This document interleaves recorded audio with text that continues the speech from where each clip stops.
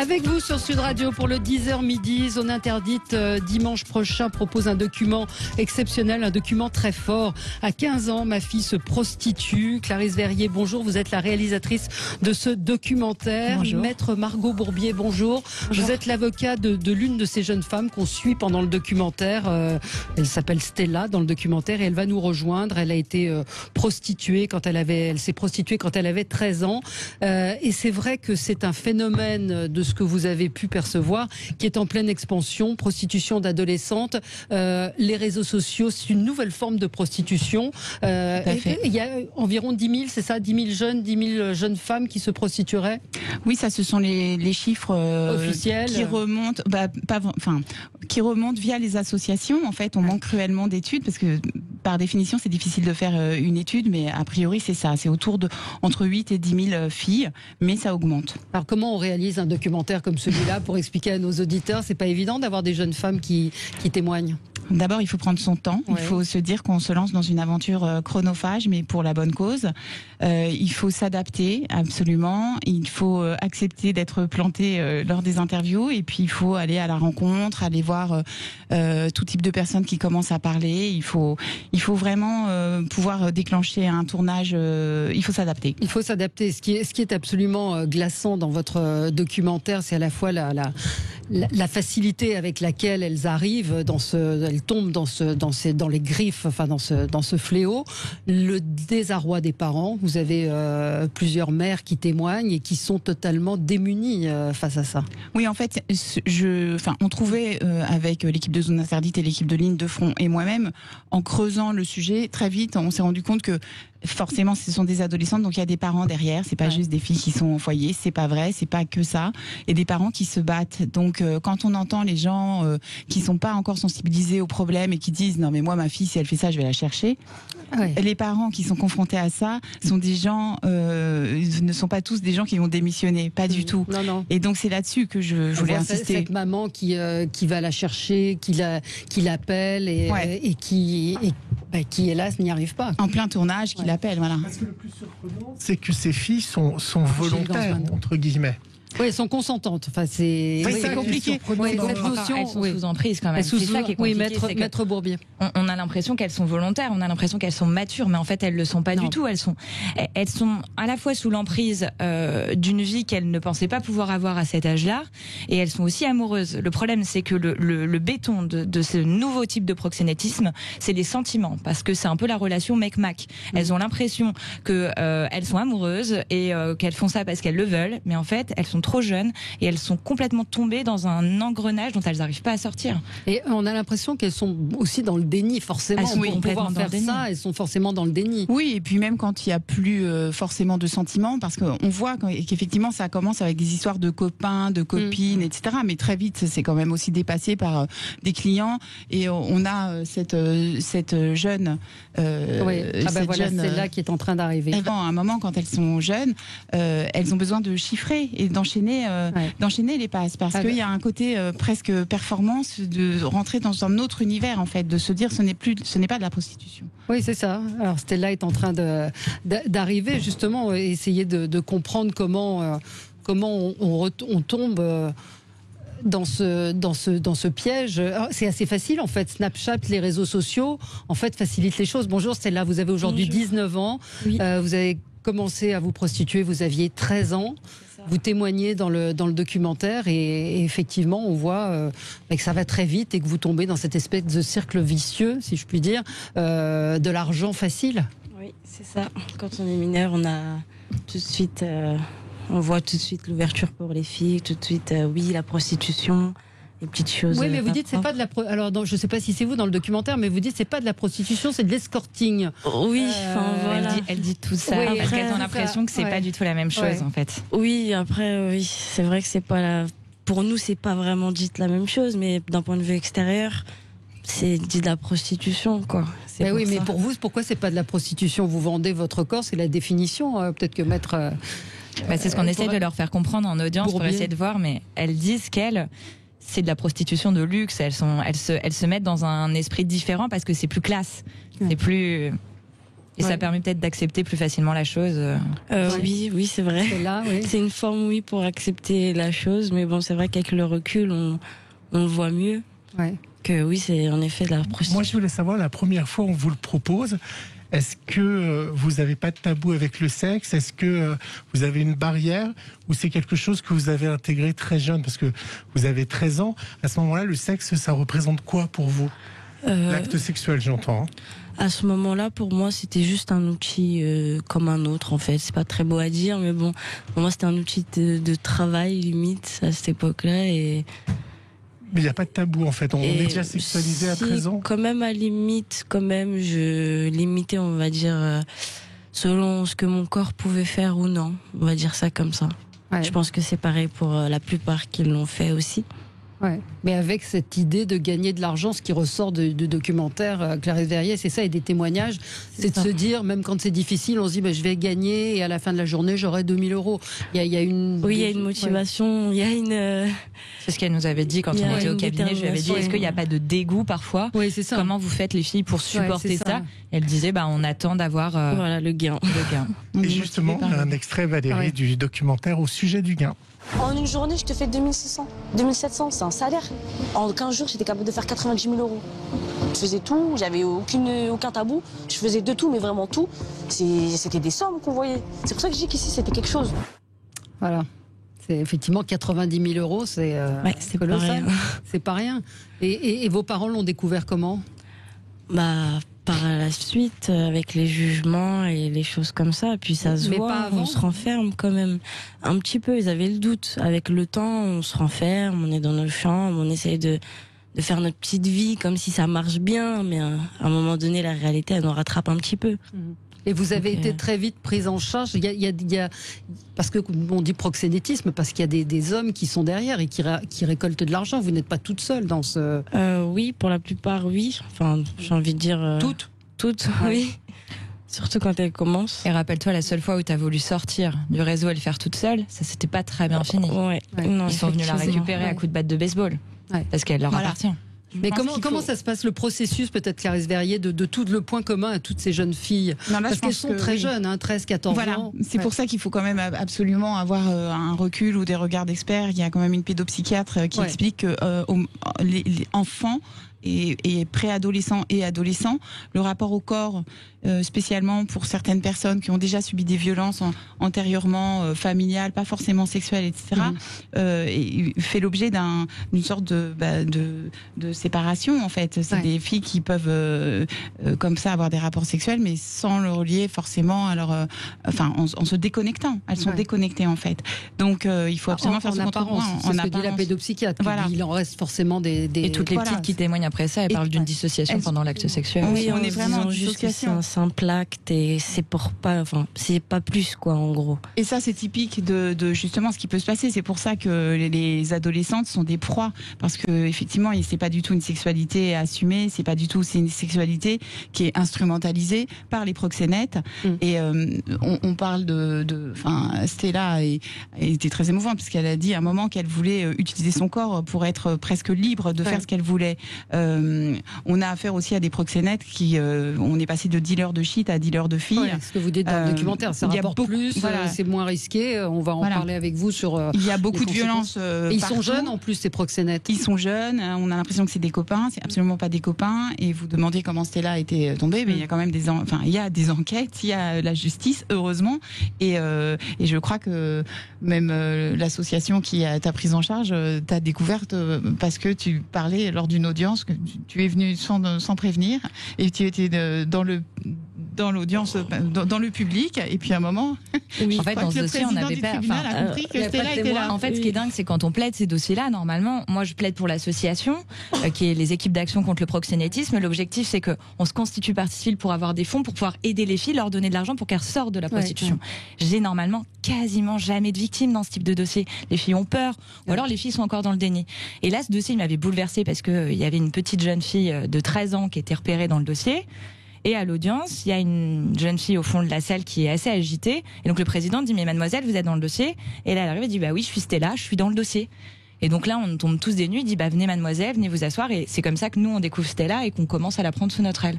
Donc c'était. Et pourquoi vous êtes allé alors à cette audience ? En fait, j'ai réfléchi et moi, personnellement, je me dis que vaut mieux pas avoir peur de gens ou de qui que ce soit, en fait, tant qu'on sait ce qu'on fait. Et...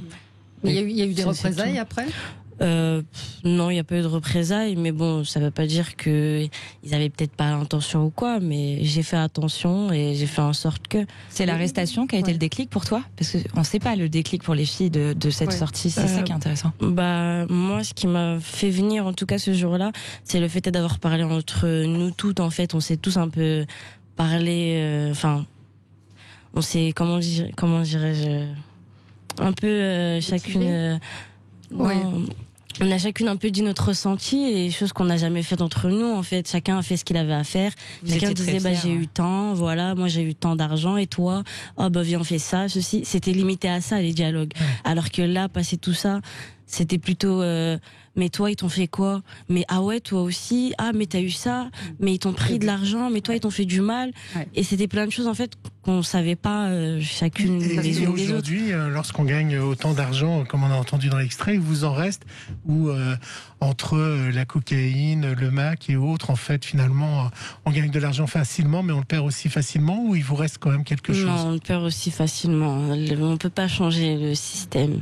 Et c'est difficile de travailler, je sais pas si vous travaillez, mais de passer à un salaire de peut-être 1 500 €, 2 000 € par mois, non, quand on a gagné ça. Au contraire, ça me donne la valeur de l'argent. Avant, j'avais pas la valeur de l'argent. J'utilisais dans tout et n'importe quoi, et là j'ai la valeur de l'argent. Et vous pensez que vous pourrez tomber amoureux des hommes, ou ça vous a donné une image de l'homme qui fait que ça sera très compliqué d'avoir une vie amoureuse ? Ça m'a donné une certaine image de l'homme, mais ça veut pas dire que je ne peux pas tomber amoureuse. On sait que certains hommes sont manipulateurs, mais chacun à son degré, on va dire. Parce que vous les comprenez, ces adultes qui ont été avec vous, ou vous les haïssez, ou quel regard vous avez sur ces clients est-ce qu'ils savaient que vous étiez mineur ou pas ? Un dégoût en fait, oui, parce que on est parti comme entre guillemets une base de confiance, comme l'avait dit Clarisse. On a l'habitude de se rencontrer en soirée ou des choses dans le genre. Je parle de vos clients. Ah, les clients. Les clients. Sans plus, j'ai essayé de faire ça très rapidement, surtout qu'on choisit pas forcément qui, quoi, donc il y a les âges ou les origines, on essaye de faire ça très très rapidement. Clarisse Verrier. Moi, ce qui m'a frappé en réalisant ce documentaire, en écoutant Stella et les témoignages des autres filles, c'est justement de se rendre compte que c'est des prostituées adolescentes qui sont sur le marché, mais les clients sont les mêmes que les... Je veux dire, si on leur disait, tu sais qu'il y a des ados parmi les prostituées, ils diraient, non, mais moi jamais, mais bien sûr que si, en fait, il y a de plus en plus d'adolescents. Ils s'en rendent compte. D'après ce que racontent les témoignages des filles qui racontent ça à leur mère, souvent, il y en a pas mal quand même qui s'en rendent compte. Et il y a une séquence dans le film où Stella discute avec une de ses copines dans un appart-hôtel, où on est retourné sur les lieux, sur un des au lieu de prostitution pour elle. Et toutes les deux, elles discutent. Elles disent parfois, qu'est-ce que tu faisais toi quand un client mineur t'appelait ? Parce que parfois il y a des jeunes qui appellent pour se faire déniaiser entre guillemets. Et donc c'était assez marrant parce qu'il y en a une qui dit, ah non, moi je prends pas les mineurs. Non. Et Stella, ça c'était ton amie, et Stella dit, moi je prends les mineurs. Et donc il y a ce sonore. Je vais pas faire semblant par rapport à ma conscience. Je me mens pas à moi-même. Non, c'est terrible. Vous dites, et puis s'ils savaient que moi-même j'étais mineur. Surtout. Voilà, c'est surtout ça. Mais il faut pas se mentir à soi-même. Qu'est-ce qui risque ces proxénètes ? Il y a des images terribles dans le documentaire où on les voit sortir en disant j'ai rien eu, j'ai rien pris. Je trouve que la vraie difficulté en fait de ce proxénétisme dit de cité, qui en fait n'est pas du tout de cité, parce que maintenant il faut savoir que ça peut toucher toutes les catégories sociales professionnelles. Le vrai souci, c'est que c'est pas forcément des gens qui ont des casiers, parfois c'est des primo-délinquants, c'est des audiences qui sont des instructions souvent qui sont très lourdes à mener parce que ils sont très mobiles comme le regrettent tous les services de police. Ils empruntent en fait les codes du gros banditisme. Ils ont des portables qui sont mobiles tout le temps, et donc les enquêtes sont si longues qu'en fait les audiences arrivent bientôt 2-3 ans après le réseau, après la fin du démantelage du réseau. Donc en fait, nous on arrive à l'audience, on a souvent des jeunes garçons qui en fait n'avaient pas de casier, depuis ils sont sortis de ça, ils ont un boulot, et donc en fait pour eux la sanction elle peut pas être comprise parce que c'était il y a 3 ans, ils se sont reconstruits, et très bien pour eux. Mais moi ce que je plaide dans ce genre de dossier, c'est super les garçons, vous êtes reconstruits, c'est très bien pour vous. Mais en face vous avez des jeunes filles qui sont détruites à vie, et leur reconstruction elle pourra pas se faire comme ça. Vous aimeriez quelle peine pour eux ? Moi j'aimerais que en fait, alors je pense que la prison, c'est une peine qui est pédagogique pour personne. Heureusement, et depuis une loi de 2016, on est en train de favoriser, ça c'est pour les clients, des stages de prévention où en fait, et moi je les ai animés, ces stages de prévention pour les clients. Pour les clients, maintenant, il n'y a que le barreau de Fontainebleau dans lequel je suis client, je suis interpellé en forêt de Fontainebleau. Je suis interpellé. Il y a une des peines. Bientôt être client, je vais aller faire un petit stage. Et je suis rarement interpellée quand même. En forêt de Fontainebleau, il faut dire qu'ils sont très actifs. Voilà. Et là, on intervient avec les EACP. C'est le seul endroit en France, à peu près. Voilà. Et là, c'est pour eux. Déjà, c'est une honte. C'est-à-dire pendant 2 jours, ils sont face à des jeunes prostituées. Moi, quand j'interviens avec les EACP, souvent, il y a des jeunes filles comme toi qui sont là. Et quand elles leur parlent, c'est un choc pour certains. Hein, quand elles leur disent, mais vous me dégoûtez, j'avais envie de me fermer les yeux. Elles parlent de l'éponge dont tu nous as si souvent parlé. Vous savez, j'ai des relations sexuelles. Parfois, j'ai mes règles et je mets une éponge pour pas que vous le voyez. Et je vois que pour ces hommes-là, c'est une vraie prise de conscience. Après, pour ces jeunes proxénètes qui sont reconstruits, je pense que l'incarcération, c'est pas une solution. Ça va détruire leur avenir. Mais le problème, c'est que j'entends aussi le désarroi des familles qui ne comprennent pas que les garçons ressortent et elles ont peur des pressions qui peuvent arriver sur les filles.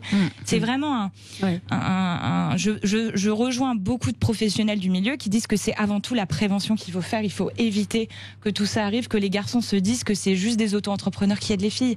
Non, vous les détruisez, vous soutenez ça, quoi. Mais les filles aussi, il y a peut-être de la prévention à faire et d'alerter sur, parce que c'est une prostitution qui, encore une fois, a changé avec aussi une hypersexualisation. On parle de la télé-réalité, on avait eu ce débat avec Gilles, où moi je pense que ça a fait un mal fou à toutes ces jeunes femmes qui voudraient être ces héroïnes et à ces valeurs. C'était là aussi rêver un peu à un moment quand elle était plus jeune de ça, parce qu'en fait, les filles se disent, tiens, via le sexe et via cette polyaddiction, on va accéder à un monde facile, voilà. Et ça, évidemment que ça marche pour des préadolescentes et pour des adolescentes, mais en réalité, vous parliez de comment faire la prévention.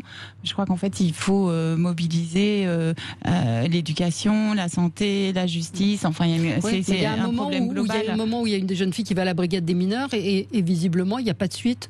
Ça m'a sidéré. Ça arrive quand même. Ils sont quand même de plus en plus réactifs maintenant. Voilà.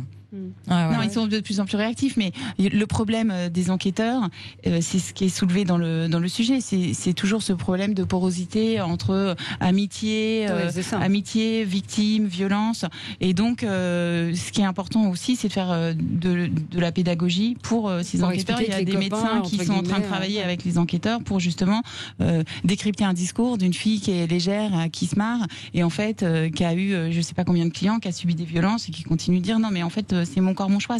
Ça fait mal au cœur d'entendre ça. C'est-à-dire qu'elles ont l'impression de s'émanciper, qu'elles sont libres, elles veulent pas de problème. Et du coup, elles aident pas les enquêteurs. Dans le documentaire, c'est extrêmement difficile d'en sortir, que beaucoup rechutent veulent s'arrêter et repartent. Moi, ce documentaire, il devait être diffusé il y a plusieurs mois, avant le confinement. Donc, par définition, c'est un documentaire chronophage, mais même le temps de diffusion a été long et ça a permis aussi de comprendre, de voir le destin de ces filles. Bon, la fin de mon tournage est fidèle à ce qui se passe aujourd'hui, si ce n'est que celles qui rechutaient régulièrement rechutent régulièrement, même si on a eu une phase d'espoir avec le confinement où ça a calmé le jeu. Je peux vous confirmer que non, en fait, pas du tout. Et donc, c'est la même chose, sauf qu'elles ont 1 an de violence en plus à leur jeune âge. Donc, c'est dramatique, c'est très difficile d'en sortir pour les filles. Donc, ce qui m'a plu, moi, c'est que vraiment toutes disaient, on témoigne, et on a le courage de témoigner, parce qu'elles sont anonymisées, mais quand même, pour que d'autres filles ne plongent pas. Qu'est-ce que vous pourriez dire à ces adolescentes? Alors, j'ai 2 questions. C'est souvent Snapchat ou les réseaux sociaux, en fait, qui ont facilité la prostitution. Et qu'est-ce que vous pourriez dire à ces filles qui seraient tentées? Que ça vaut pas le coup, en fait, que c'est qu'un temps. Ça marche vraiment qu'un temps. Et même si on s'en rend compte tard, mais vraiment tard, à un moment donné ou à un autre, on va s'en rendre compte. Ça marche vraiment qu'un temps. Et ça fonctionne pas comme ça, en fait. On peut pas jouer avec la nature, en fait. On peut pas la dérégler. C'est pas comme ça. C'est pas normal. C'est ce que vous leur dites aussi, c'est pas normal de faire ça, contrairement à ce qu'on peut voir. Parce que ce qui est frappant dans le documentaire, c'est la désinvolture avec laquelle vous en parlez toutes, et ce côté jeu. C'est ce que dit un peu la pédopsychiatre à la fin, c'est-à-dire il y a un côté petite fille en chacune d'entre vous qui est assez incroyable. C'est-à-dire que vous faites des choses d'adultes. C'était qui vos proxénètes? Comment vous êtes... Enfin, je ne demande pas les noms, mais à partir du moment où vous avez décidé, c'était des copains, c'est des gens qui vous ont contacté. Comment Non, c'était comment dire, c'était des amis un peu côté, je dirais, des clubs, des boîtes, des choses comme ça. Ouais. Des gens de la nuit, en gros, qui aimaient bien sortir. Et j'avais une copine qui était aussi branchée de la nuit, donc c'était ses amis. Et après, et puis certaines deviennent rabatteuses aussi. Tu me disais que dans ton groupe, dans tes copines, quasiment tout le monde l'avait fait. Ouais. À un moment, tu me disais autour de moi, il y a quasiment personne qui l'a jamais fait. Donc en fait, c'est un effet de mode, si on peut le dire. Ça part enfin, j'ai remarqué dans mon entourage, la plupart, ils l'ont toutes déjà fait au moins de leur côté. Et après, du coup, le mec qui demande oui, tu veux un coup de main, c'est comme si c'est tendre une perche en fait pour elle, alors que non, pas du tout. C'est mettre 2 coups de pied. Est-ce que je crois ce que j'ai pas vu dans le documentaire Clarisse Verrier, c'est combien ils prennent sur ça a l'air variable en fait, ça dépend des réseaux. Parfois ça a l'air d'être des proxénètes qui sont en tout petit réseau, parfois ils sont repris par des gros réseaux. Il y a aussi des filles parmi les proxénètes, on sait même Stella dit à un moment qu'elle a été aussi rabatteuse parfois. Enfin donc c'est des moi en tout cas ce que je vois aujourd'hui, c'est que Stella elle a des cicatrices, elle nous parle d'attaque au cutter. Enfin on n'est pas dans la petite rigolade avec ces proxénètes. En tout cas c'est pas des petits gars comme ça. Ils deviennent. Et puis quand vous racontez, je ne sais pas si c'est celle-là qui a fait pratiquement le tour du monde. C'est elle. C'est toi. J'entendais la liste des pays où vous êtes allés. Et là, c'est une organisation aussi. Oui, on va dire ça comme ça. En fait, avec l'argent qu'on se faisait, la première chose qu'on y pensait dès qu'on avait fini, c'était on veut aller là, on veut voyager là-bas, on veut s'acheter ça, on veut faire ci, on veut faire cela. Mais c'était pas de la prostitution à l'étranger. À Dubaï ici non, pas dans ce genre de pays. On va dire en restant, quoi qu'il arrive dans l'Europe, oui, mais ailleurs non. Le reste c'était plus des vacances, des choses comme ça. Ouais. Mais c'était tout de suite l'idée de on a fait tant, donc là on aimerait faire ça, on aimerait faire ça. Et à aucun moment votre maman s'aperçoit que d'un seul coup il y a des chaussures Chanel, qu'il y a des choses. Comment on arrive à cacher ça à sa mère? Justement, c'est là où le qui vient, où ça tourne. C'est partout pareil. C'est toutes les personnes qui sont placées en fait, elles se laissent facilement avoir. Placées en foyer. Placées en foyer. Voilà. Donc à cette époque-là, j'étais placée. Donc du coup, ma mère. Je lui donnais plus le montant de mon argent de poche du foyer exprès pour qu'elle ait un petit peu. Enfin, j'essayais en gros, mais je voulais pas lui donner le reste parce que sinon ça paraissait louche. Beaucoup trop important. Et vous êtes sûre de ne pas replonger? Sûre et certaine. Maintenant, je travaille, ça va mieux. Je préfère prendre mon temps et gagner ma vie comme tout le monde que d'être là à me dire bon, aujourd'hui j'écarte les jambes combien de fois, des choses comme ça. C'était combien d'hommes parfois en une journée? Alors franchement, j'y allais à l'époque. Ça pouvait aller en une journée, enfin je dirais même la journée et la nuit coup. Donc ça dépendait de ma motivation, mais ça pouvait tourner jusqu'à les 20 personnes. 20 Ouais. Vous racontez très rapide, une journée, une nuit et parfois la matinée. Oui, voilà, c'est ça. Donc ça pouvait être un 24 heures non-stop. Mais tu pouvais pas tenir sans prendre. Oui, c'est ça. Justement, ce qu'ils aiment bien proposer les Macs, c'est un peu de coke ou du shit pour celles qui fument ou des choses comme ça. Et moi, j'étais fumeuse. Donc du coup, il me suffisait juste d'un 10 entre guillemets et voilà, ma soirée a été faite. Une vingtaine de joints par jour quand même. C'est ça.